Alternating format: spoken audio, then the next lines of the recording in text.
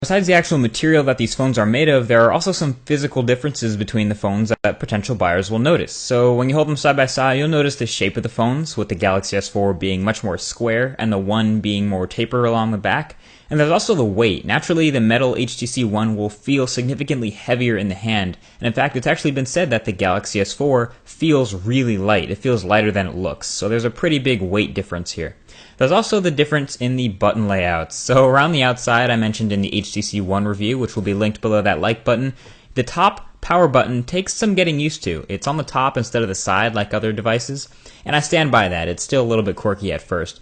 And the volume rockers are on the opposite sides on these phones. So again, a minor difference, but they're like a mirror image of each other. It's something you'll have to take a few days to get used to when switching. And also on the front, you also have a major button difference. So the Galaxy S4 has a physical home button in the middle, plus a capacitive menu button on the left and a capacitive back button on the right.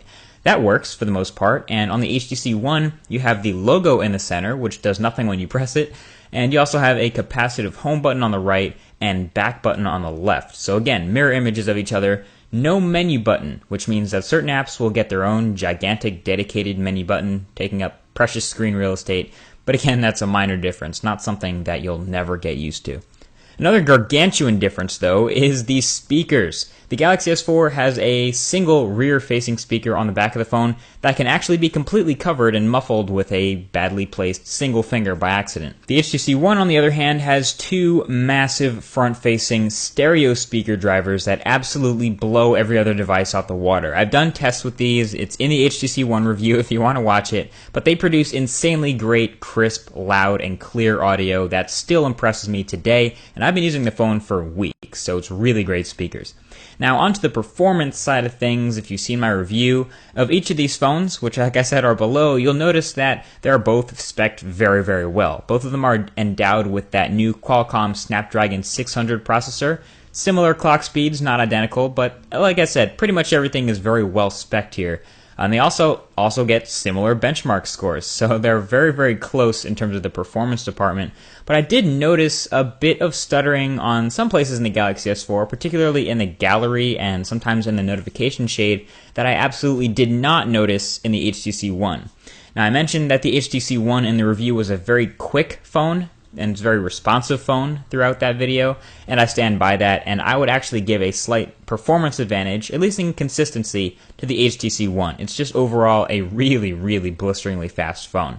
Even though, again, they come out with about the same battery life, and you really probably won't notice a performance difference if you don't use them both, but I would give just that slight edge to the One. Now, another thing is about the operating systems. The Galaxy S4 is actually running a newer version of Android underneath, Android 4.2, instead of the HTC One's 4.1. So you will get some of those new Android 4.2 feature additions on the Galaxy S4, like lock screen widgets and quick settings in the notification panel that you won't see on the HTC One. At least right now. I say that because HTC has so much riding on this phone that I wouldn't be surprised to see an update right around the corner for this guy very soon.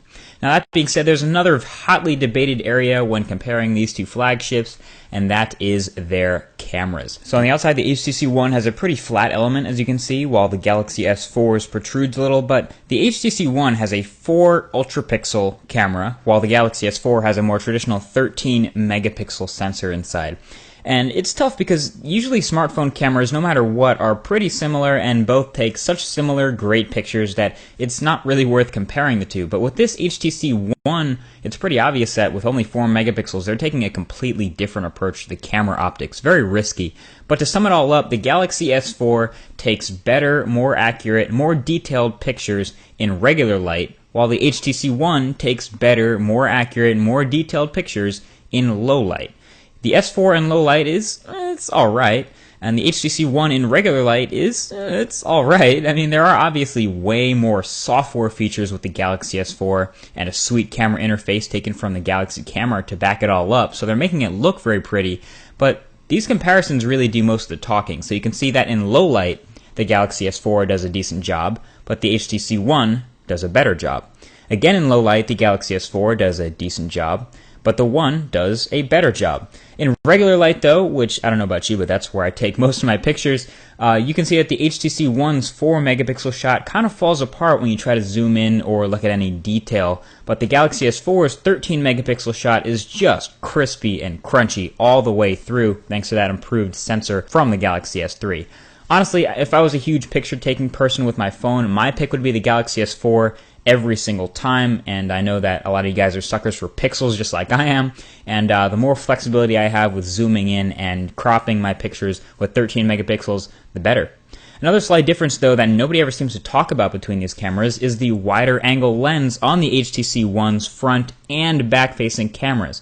So the front-facing camera is a wider angle to allow more people into the shot, so if you need selfies with your friends, you can fit more friends. And even the back-facing camera is also a slightly wider angle. So the HTC One, check out how many robots are in the frame with the One's camera versus the S4's. Pretty neat stuff if you ask me. A lot of people won't notice that because if you only use one of the phones and not the other, you'll never know. But there is definitely a noticeable difference in crop between the two. We were speaking about pixels, so I'll just go ahead and say that these are both awesome 1080p smartphone displays. The Galaxy S4 happens to be an AMOLED display coming in at 5 inches, so you'll get deep blacks and very contrasty images, and of course a very high pixel density. And the HTC One is an LCD panel at 4.7 inches, so an even slightly higher pixel density. And you'll get much brighter and more readable looks outdoors on the HTC One, and you also get more accurate colors with that LCD panel. So both of these I like a lot. You're going to get crazy sharp images and video when you're looking at any content on either of these phones. And then of course there is HTC Sense versus TouchWiz. This one's your call. They're both Android, so you can make it whatever you want it to be, no matter what it looks like out the box. So at the end of the day, no matter how you look at it, these are both great phones. And whatever you happen to go for, if you go for the One or if you go for the S4, your money will probably be very well spent. And I wouldn't have any problem recommending either one. And I doubt you'll be disappointed if you do pull the trigger. So you really can't go wrong with either one. So put your money where your heart is. So there you go.